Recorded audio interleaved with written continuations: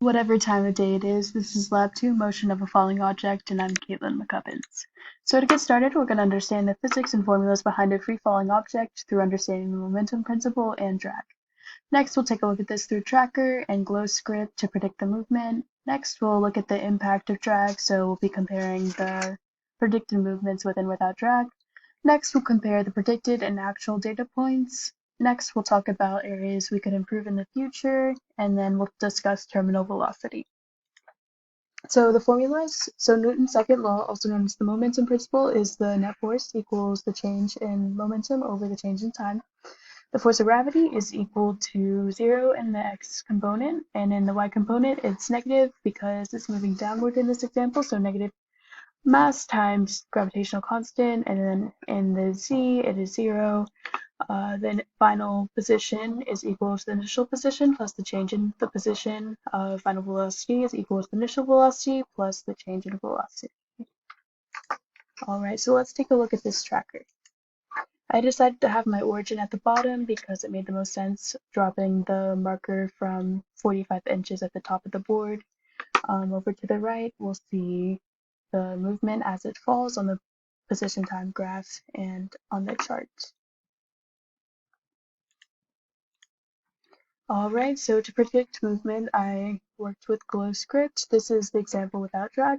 I'll just quickly walk you through this. So the mass in kilograms is 0.014 kilograms. The position vector started with the y component at 45 inches high. I started my time at 0.85 seconds and ended at 1.34 seconds because this is the time slot in which the marker was actually falling.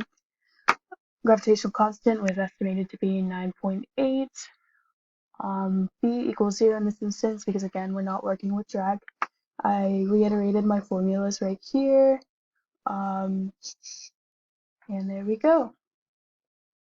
So for this example with drag, it's essentially the same, except I estimated this to be 0.01 through trial and error. And up here we could see that the force of drag was calculated like so. Alright, so with this we were able to get these position time graphs and these velocity time graphs. On the left is without drag, on the right is with drag. You see there's a greater curve in both of these graphs. But other than that, they're very similar.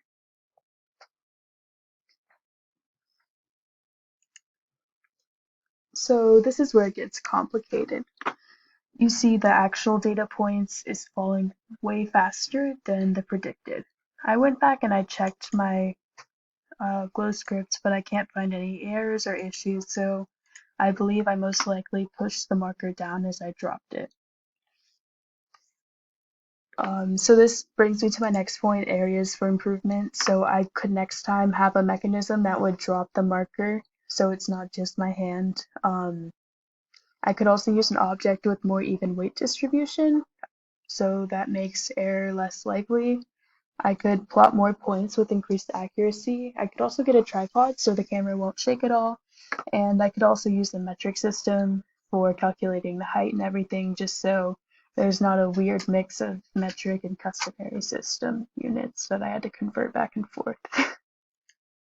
Okay, so what does this mean? Terminal velocity is observed when the force of drag is balanced by the force of gravity, so the net force will be 0.